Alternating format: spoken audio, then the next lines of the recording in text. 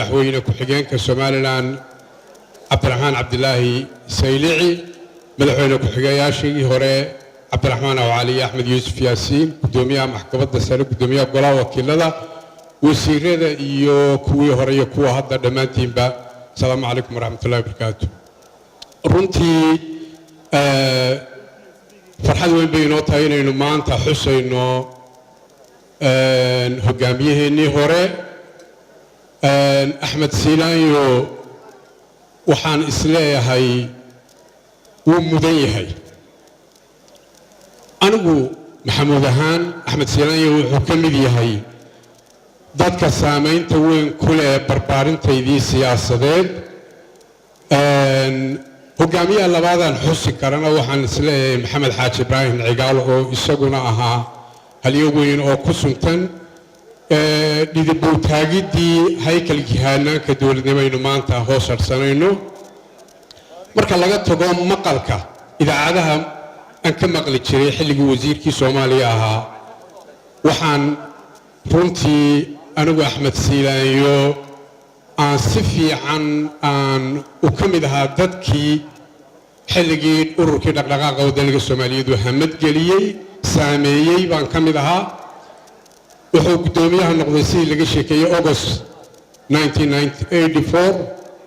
waxa iigu horeysay idaacadda BBC-da xilligaasoo aan sanad ka hor bil ka hor waa July 18 1984 aan ka baxay dugsiga sare ee Sheikh Bashiir ee magaalada Burco oo ka mid ahaa ardadii ka soo horjeeday taliskaas mudaharadeed ee sameyn jirtay waxaan xasuustaa waraysigii maalintii dagaalkii Burcaduuray ee 17 Oktoobar uu ku dhintay maxamed xaashi diiriye lixle iyo soddon kale mujaahid waraysi uu bixiyay oo ahaa lixle waa geesi ku dhintay goob xarage isla wada lixle arrintaas waxay ahayd arrin weyn hogaamiyaashu waxay sameeyaan hal ku dhigyo nolosha bulshadooda iyo taageerayaashooda wax ka bedelaan dhacdada labaad waxay ahayd xilligii shirkii balagubadnee 1990 ayaan anigoo bari ka imi oo taakula doonaya waxaan imi magaalada Laanqayrta halkaa waxaa soconayay shirkii SNM oo mudankii madaxdiiba joogtay dabeedna waxaan soo warmeesha qoobka geliyo balyargaad ergey maan ahayn raggii talinayayna maan ahayn goob joogaan iska noqday waxaan si fiican u xasuustaa xilligaas oo xafiiltan xoogii ururka SNM ka jiray sida cali guri ka waramayay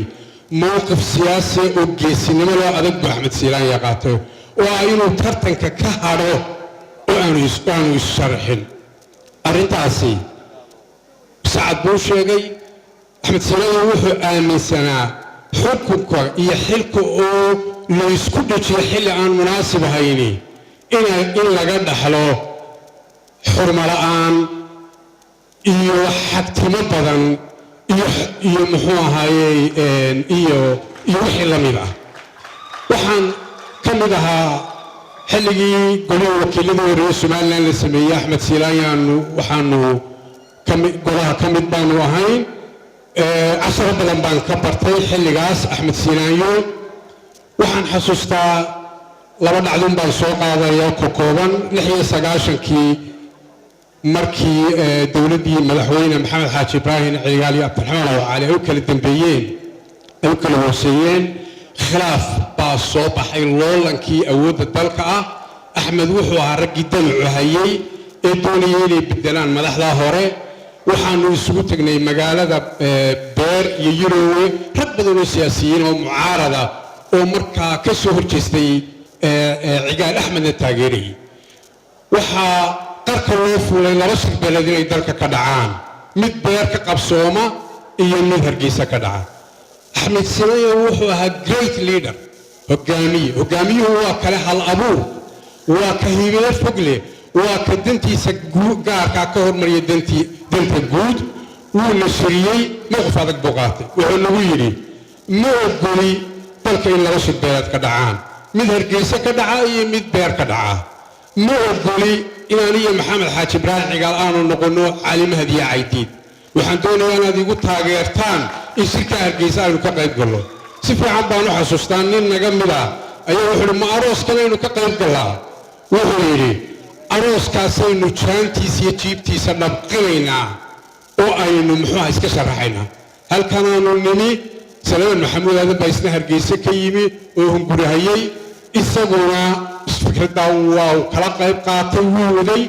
هرجيسة ونني سجل سلام بالله مشرح نقضي مركان أحمد سيناء سلام بوتنا سلي أرماسي وحي دحرسيين صبر كيد القات وحي كنا إلى هجاميها فرصة سيان وحان حلقة حسوس أحمد سيناء وحو آمسنا سوماليان إلى تهي سكارة لبطن أو لكلا إلى سيدا سكارة إلى سكارة لبطن أو لكلا قلم ماله وحو آمسنا حلقي لما يكون يدور يصلحي وعبد العزيز كشيكيني مرحلة هذا هجامياش الصوب حانو للتجابية هجامياش لما تجابية مرحلة هذا بش يبرق وقضى هجامياش هو قوة تاريخ القرآن محوها الكوديكي history is written by the winners تاريخ ذا وحقور كو قوليستا كو قول دريستين قرآن تاريخ ذا لقمان قرآن أحمد سيلاي وحوها هجامية وين أو تاريخ ذا كو حسن خصلات في عنبولها انتا سان كو لها آدية دوما